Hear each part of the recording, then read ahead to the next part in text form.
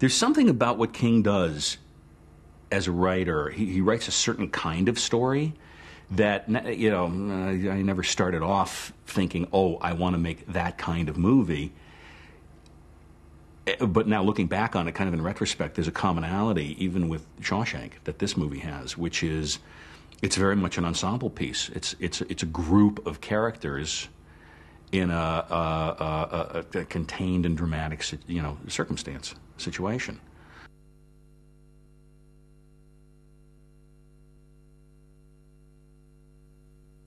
It just speaks to me. His work speaks to me. His characters speak to me. There's a terrific master storyteller at work, and his stuff just knocks me out.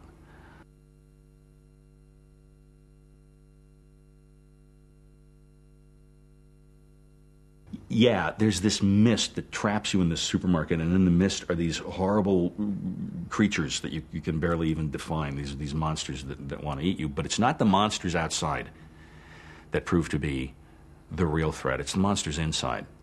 It's the people in the market turning against one another. It's your friends and neighbors that the thin veneer of civilization gets ripped away. Who prove to be, they all have an agenda and all prove to be very dangerous and all driven by fear.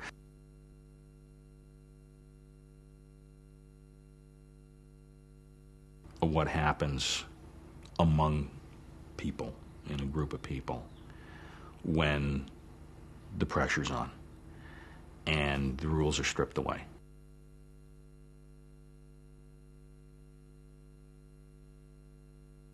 And truly, these issues make the film feel very resonant to me and very timely to me and very relevant, because we're operating in the pressure cooker of fear lately, thus far this century. And so I suppose thus has it always been, but we've been seeing the results of some fear-based stuff lately, and it does make it feel pretty relevant to me.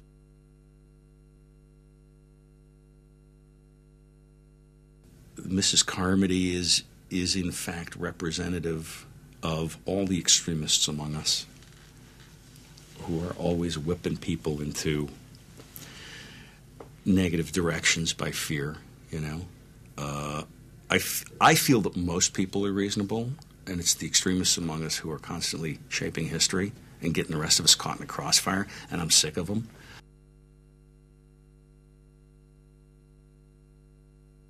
Work on his work. We've known each other so long now that it's I still revere his work, and I'll when I read something that particularly impresses me as a great work of written art, I'll still write him and say, "Wow, Steve, you blow my mind. I love what you did here, and here's why." But that's secondary to the fact that we've become really good friends through the years, and it's mostly, "Hey, how are you? What's going on?